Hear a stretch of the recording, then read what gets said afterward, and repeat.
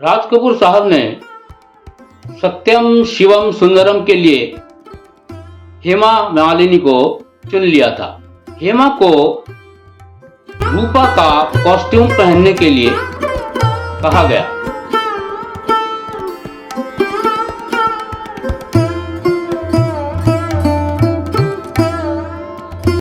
Hema makeup room में तो गई, लेकिन पिछले दरवाजे से बाहर निकल गई।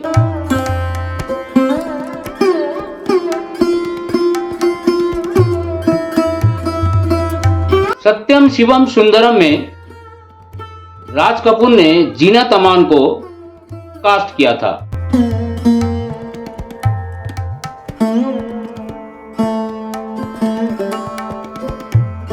रूपा के किरदार के लिए राज कपूर साहब को जीनत अमान से अच्छा कोई एक्ट्रेस नहीं लगा। तो वो क्या कहानी था, वो क्या किस्सा था जिसमें हेमा मालिनी और जीनत अमान दोनों को राज कपूर ने सत्यम शिवम सुंदरम के लिए चुना था।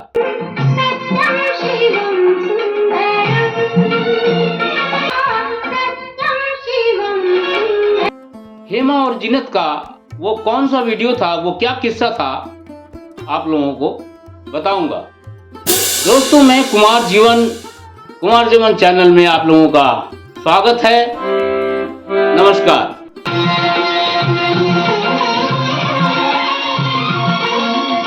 राज कपूर साहब उस वक्त सत्यम शिवम सुंदरम की स्क्रिप्ट तैयार कर चुके थे।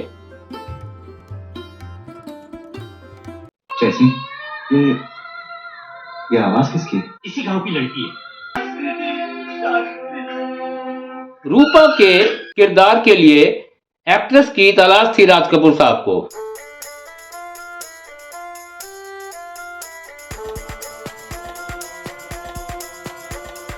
फाइनली हेमा मालिनी जी को रूपा के किरदार के लिए चुन लिया गया था।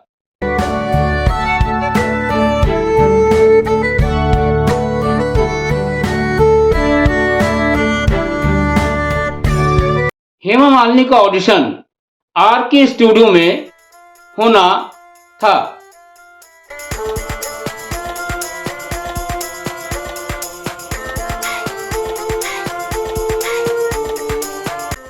तो हेमा मालिनी को रूपा का ब्रीफ नरेशन देके और कॉस्ट्यूम पहनने को कहा गया।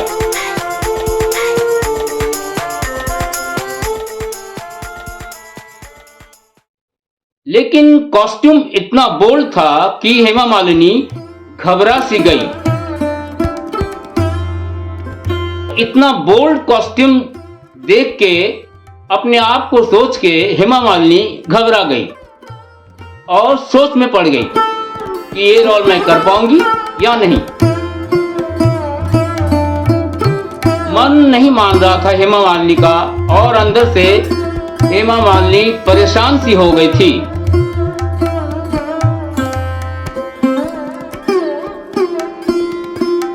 लेकिन हेमा मालिनी ने राज कपूर साहब को रूपा के किरदार के लिए हाँ कर दी थी। हेमा ये सोचने लगी कि अब मैं राज कपूर साहब को कैसे मना करूं। राज कपूर ने कहा था कि आप एक बार रूपा का कॉस्ट्यूम पहन के ऑडिशन दे दीजिए और मेकअप रूम में जाके रूपा का कॉस्ट्यूम पहन लीजिए। काफी इंतजार के बाद जब हेमा मालिनी स्टूडियो में नहीं मिली तो राज कपूर को बात समझ में आ गई, जबकि राज कपूर ने हेमा मालिनी को तलाशा था पूरे स्टूडियो में। राज कपूर ने यह कहा कि कहां चली गई, पता करो। हेमा को पूरे स्टूडियो में ढूंढ लेने के बाद जब वो नहीं मिली तो राज कपूर जी को बात समझ में आ गई।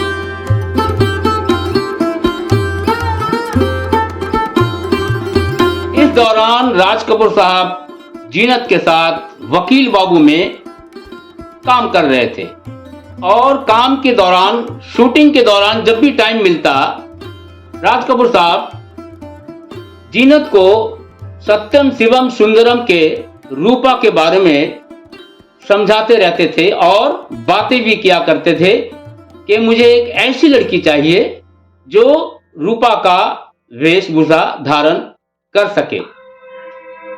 एक पल भी नहीं जी सकता रूपा।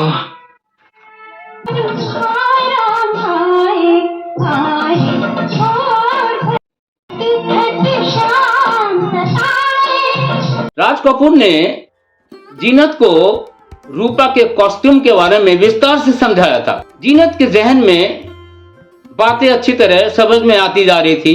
जीनत अपने मन में ये बना ली थी कि काश ये रोल मैं कर सकती तो अच्छा होता। एक दिन जैसा राज कपूर ने बताया था बिल्कुल वैसा ही कॉस्ट्यूम पहन के और उसी तरह अपने गाल पे घाव बना के राज कपूर के पास पहुंची। राज कपूर अपने टेंट में काम कर रहे थे, अपनी शूटिंग की तैयारी कर रहे थे। जीनत अमान बाहर खड़ी थी और उन्होंने किसी को कहा कि मुझे राज कपूर जी से मिलना है। ये सुन के राज कपूर बाहर आ गए और सिर खुजलाते हुए कहा कि कौन? तो जीनत अमान ने कहा वैसे ही गाल पे घाव बना हुआ था और कॉस्ट्यूम बिल्कुल रूपा वाली पहन रखी थी जीनत ने। और जीनत ने कहा कि मैं हूं आपकी रूपा। थोड़ी देर तक तो राज कपूर साहब बिल्कुल सोचते रह गए और बहुत आश्चर्य हुआ। एकदम से एकाएक उनके मुंह से निकल गया, हाँ तुम ही हो मेरी सत्यम शिवम सुंदरम की रूपा।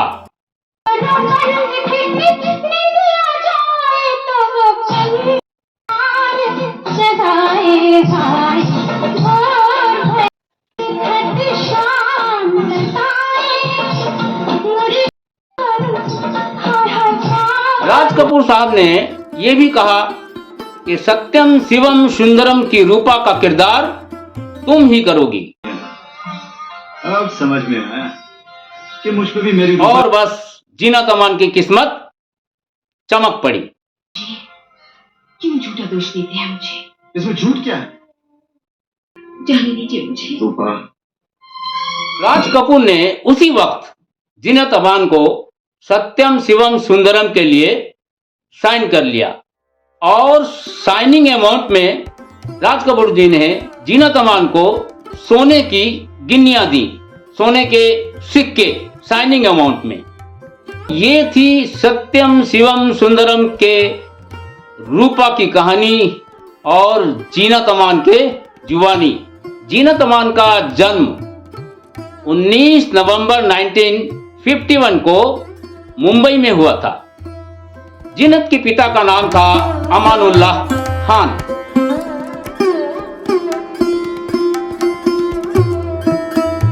और जीनत का असली नाम था जीनत खान। जीनत के पिता एक बहुत बड़े राइटर थे जिन्होंने पाकीजा और भी बड़ी बड़ी फिल्मों में डायलॉग लिखा था। जीनत के अब्बू अमान उल्लाह खान 13 साल की बच्ची जीनत को छोड़ के इस दुनिया से रुखसत हो लिए थे।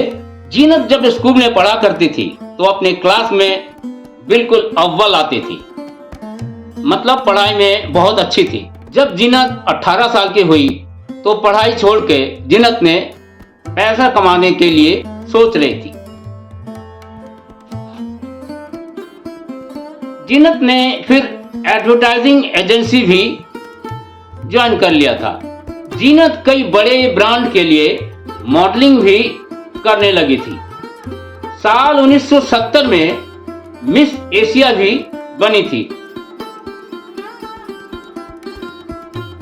जीनत का फिल्मों की तरफ बहुत लगाव था।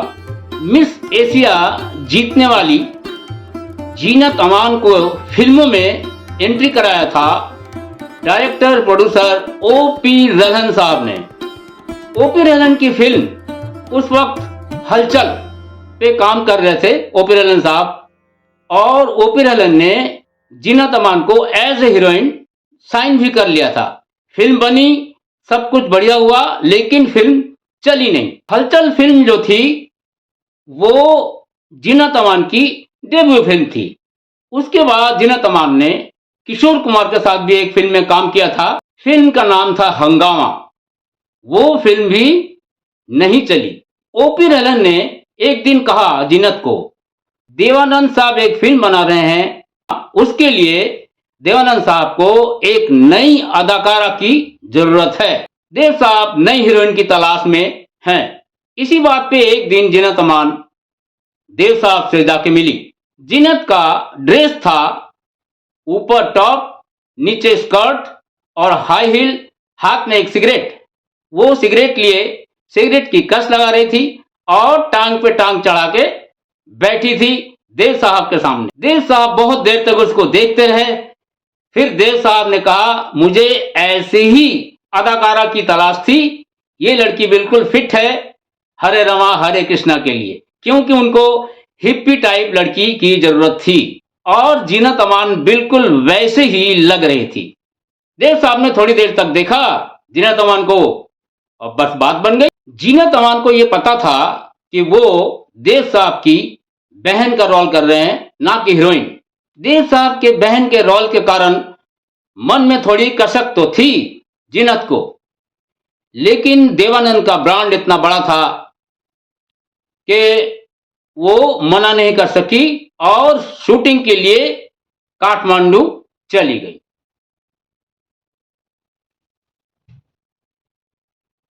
पूरा शूटिंग काठमांडू में ही हुआ था।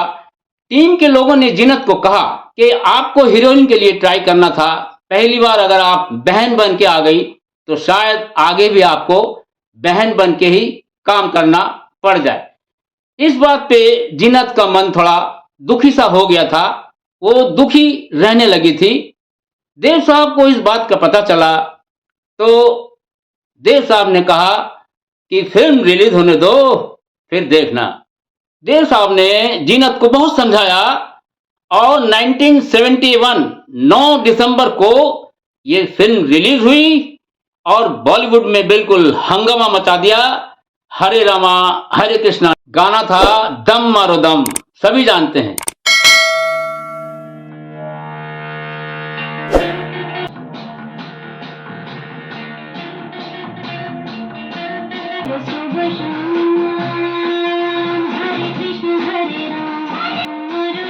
पूरे फिल्म में जीनत अमान के किरदार को लोगों ने खूब सहारा और आज भी लोग जीनत अमान को देखते हैं उस गाने के लिए ही, दम मारो दम।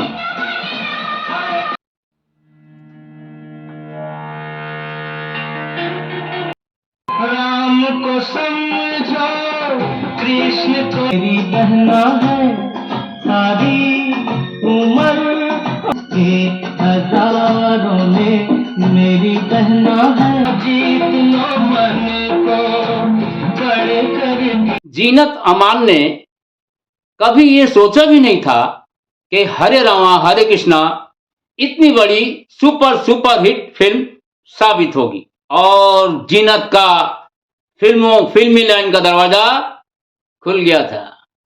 फिर फिल्में ही फिल्में थी उनके पास, डायरेक्टर प्रोड्यूसरों की लाइन लगी थी, कोई इधर से आ रहा है कोई उधर से आ रहा है।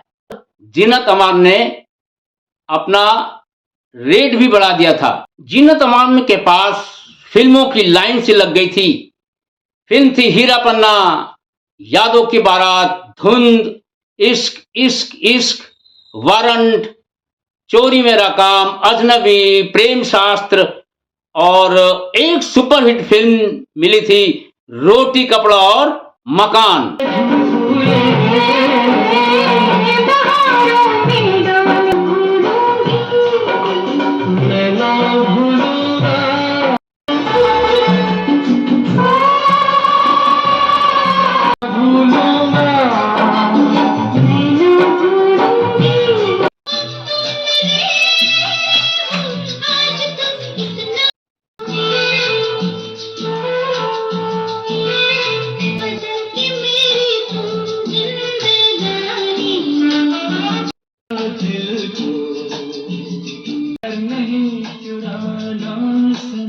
जीनत अमान अब 2-2 शिफ्टों में काम करने लगी थी। उनको बॉलीवुड का ग्लैमर गर्ल भी कहा जाने लगा था। रोटी कपड़ा मकान के बाद 1977 में वो फिल्म आई थी जिसका इंतजार था, सत्यम शिवम सुंदरम, आरके प्रोडक्शन की फिल्म। ना तुम्हारा प्यार, आंख उठाकर देखा तो होता मेरी तरफ। तुम्हारा प्यार बड़ी सुशील है मेरी बेटी, पूछो इससे जिसका पाप पेट में लिए। और सत्यम शिवम सुंदरम भी सुपर डुपर से भी ऊपर हिट रही। ये पूछने आई हो? कहो तो कल सुबह आके पूछ लूं, जब सारी बस्ती वालों को इकट्ठा कर। किसी और की गंदगी नहीं निकल सकता मैं, समझी? ये आप ही का बच्चा है। ये बच्चा आप ही का है, ये बच्चा आप ही का है। देवानंद साहब ने अपने आत्मकथा में लिखा है कि हरे रामा हरे कृष्णा के बाद देव साहब को जीनत से प्यार हो गया था।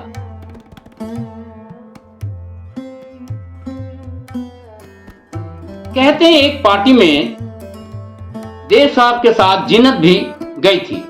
वो पार्टी था सत्यम शिवम सुंदरम का पार्टी। उस फिल्म के लिए पार्टी दी गई थी, राज कपूर साहब ने ये पार्टी दिया था।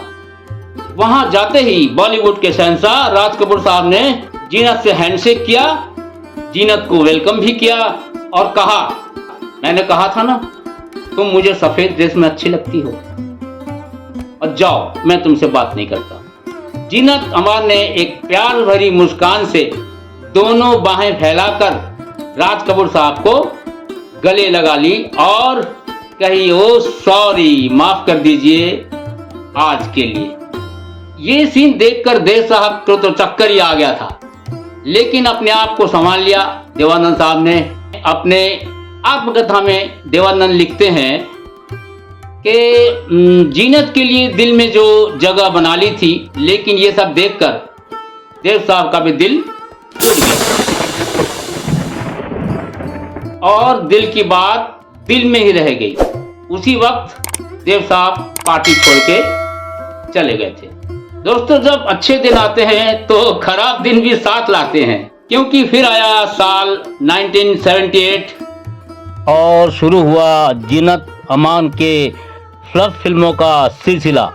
वकील बाबू 1982, तलाबाद 1977, मैं आशिक हूँ बहारों का 1977, शालीमार 1978, बॉम्बे 405 मील, प्यास 1982, जानवर 1982, गोपीचंद जासूस 1982, ये देश 1984, मेरी अदालत 1984, यार कसम 1985, भवानी जंक्शन 1986 और औरत है जो है 1986।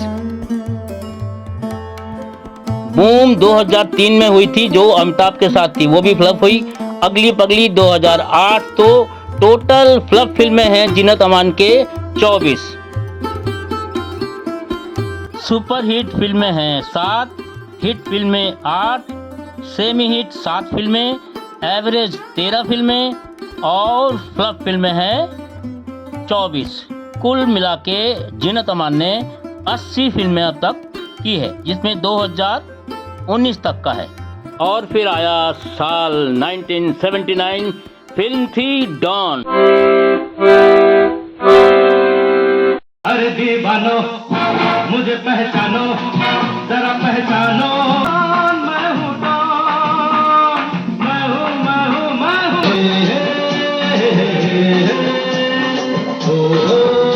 मुझे इस दिन का बहुत दिनों से इंतजार था डॉन।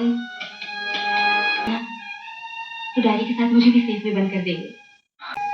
अच्छा लोग देखो, ये रोमा अच्छा बंदोबस्त करके गए हो हमारा, बहुत अच्छे। पाकिस्तान की क्रिकेट टीम भारत दौरे पे आई थी। इस दौरान पाकिस्तान के फास्ट बॉलर इमरान खान साहब वो भी आए थे और फिर इमरान खान साहब को जीनत अमान से प्यार हो गया था।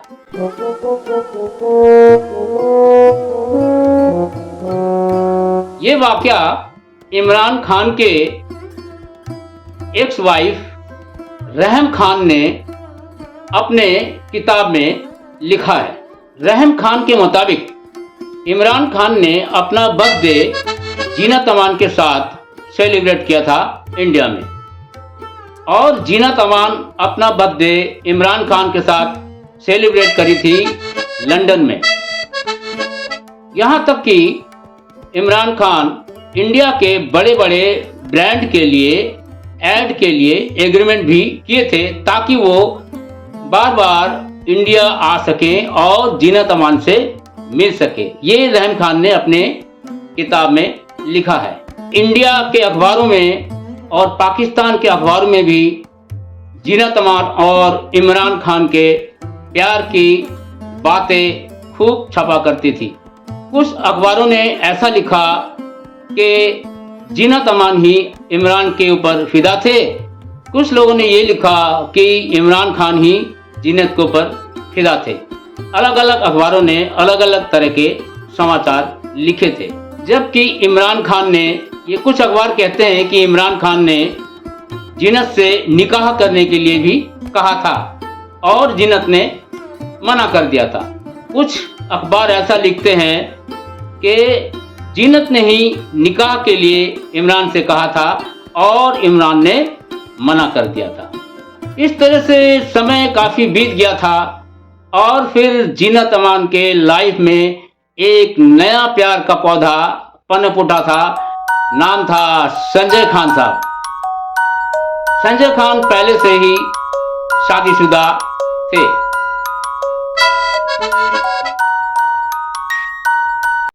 संजय खान की एंट्री हुई थी फिल्म अब्दुल्ला से। अब्दुल्ला में दोनों एक साथ काम कर रहे थे। एक साथ काम करते करते जीनत संजय खान से प्यार कर बैठी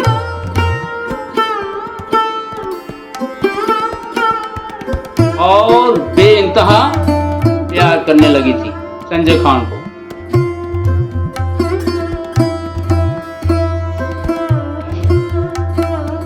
लेकिन संजय खान तो शादीशुदा थे और संजय खान 3 बच्चों के बाप भी थे। सुनने में आया कि जीनत अमान संजय खान से इतना प्यार करती थी कि उसको सब कुछ पता होने के बावजूद भी वो संजय खान से निकाह करना चाहती थी। कुछ दिनों में ही दोनों ने निकाह भी कर लिया और साथ भी रहने लगे। ऐसे ही दिन बीतने लगे। फिर दोनों में काफी झगड़ा होने लगा और इनके रिश्तों में भी तनाव आ गया। एक दिन की बात है कि बी आर चोपड़ा के फिल्म में जीनत काम कर रही थी, शूटिंग चल रही थी। तभी संजय खान का फोन आया कि आप जहां भी कहीं हो इसी वक्त हमारे पास चली आओ, क्योंकि अब्दुल्ला का एक गाना दोबारा शूट होना है। लेकिन जीनत अमान ने मना कर दिया।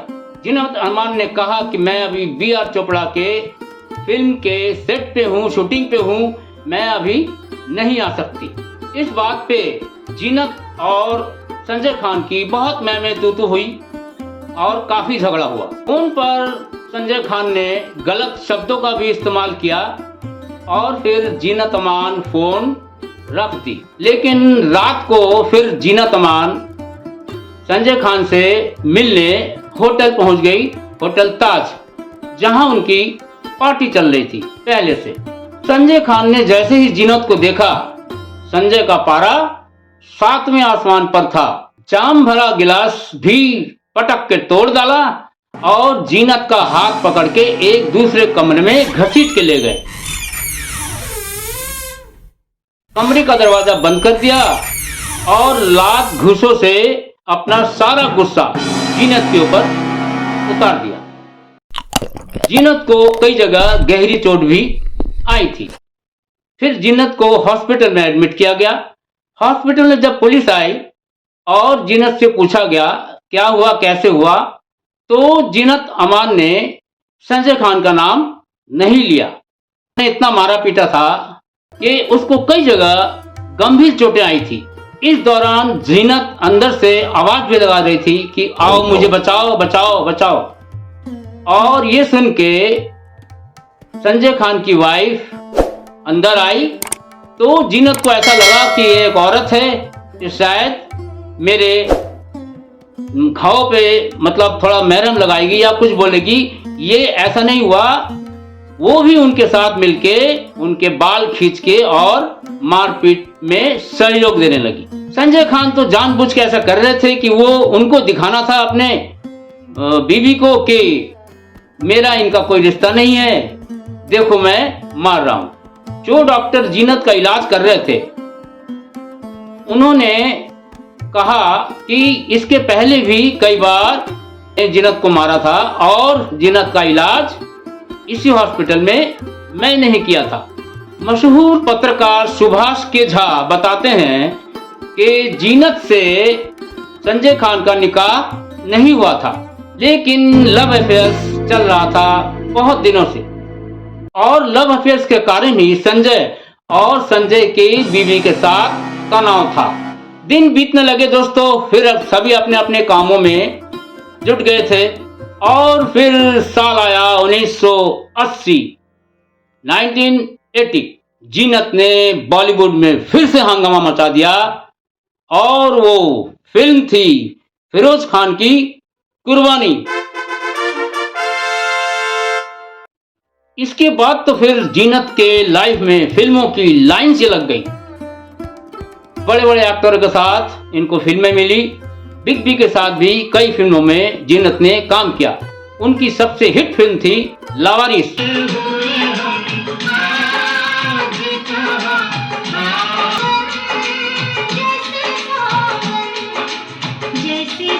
और मैं भी आपसे अर्ज कर चुकी हूँ, मेरा कुत्ता मेरे साथ ही खाना खाएगा। अलग स्पेशल टेबल बनवाइए, उस पर लिख दीजिए कुत्ता टेबल। सिंह के बारे में कोई ऐसी बकवास की तो आपकी ये दूसरी आंख पे मैं अशांति, कातिलों के कातिल, महान, जागीर, प्रोफेसर प्यारेलाल और भी कई हिट फिल्मों में जीनत अमान ने काम किया था। उस वक्त उनको काम मिला था और सारी फिल्में हिट हुई थी उस वक्त, सारी टोटल। ये थी जीनत अमान की लाइफ की, फिल्मी लाइफ की कहानियां। अब आया साल 1985 जब जीनत ने एक्टर मजहर खान से निकाह कर लिया। फिर जीनत के 2 बेटे भी हुए मजहर खान से।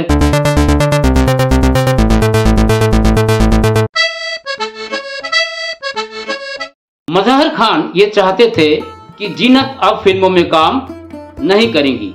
इस बात पर जीनत अमान को मजहर खान से अनबन सी बन गई थी। 1985 से 1989 तक जीनत का लाइफ बहुत ही अनस्टेबल रहा और उसी वक्त 1989 में जीनत की एक फिल्म रिलीज हुई थी। फिल्म का नाम था गवाही। दोस्तों, इस बीच मजहर खान का दोनों गुर्दा खराब हो गया और गुर्दे खराब होने के कारण मजहर खान की मौत हो गई। जीनत अमान अपने दोनों बेटों के साथ रहने लगी। साल 1999 में जीनत की एक और फिल्म रिलीज हुई। फिल्म का नाम था भोपाल एक्सप्रेस, लेकिन वो फिल्म फ्लॉप रही, नहीं चली। भोपाल एक्सप्रेस जीनत की 10 साल के बाद वापसी हुई थी। ये वो फिल्म थी। जीनत अमान ने इस बीच में बहुत सारे फिल्मों में काम किया। फिर आया साल 2010 में जीनत अमान को लाइफ टाइम अचीवमेंट अवार्ड भी मिला।